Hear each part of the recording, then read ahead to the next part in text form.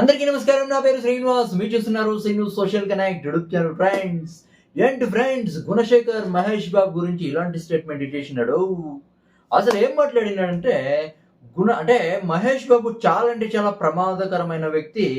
మహేష్ బాబు ఒక మాయగాడు అని ఒక బిగ్ స్టేట్మెంట్ అయితే ఇచ్చేసినాడు గుణశేఖర్.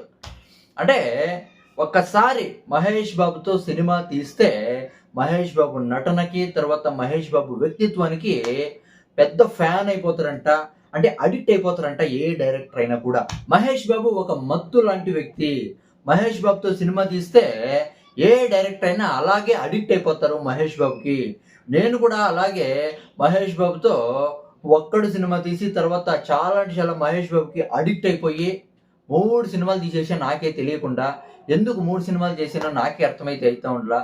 3 సినిమాలు చేసి తప్పు చేశాననైతే ఒక బిగ్ స్టేట్మెంట్ అది ఇచ్చేసినాడు. అంటే మహేష్ బాబు ఎలాంటి వ్యక్తి అంటే చాలా మత్తు లాంటి వ్యక్తి.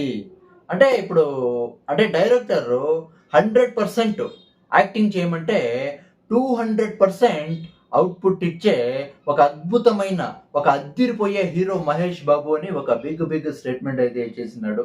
ఈ హెడ్‌లైన్ చూసి ఏంటి బ్రో మహేష్ బాబు ఒక మాయగాడు అని ఒక బిగ్ స్టేట్మెంట్ ఇచ్చేసినాడు గుణశేఖర్, ఏంటిది పెద్ద కాంట్రోవర్సీ స్టేట్మెంట్ ఇచ్చేసినాడు అని నేను అనుకునింది. కానీ విషయం చూసిన తర్వాత నాకైతే అర్థమైతే అయింది.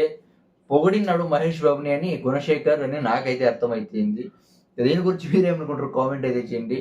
బై.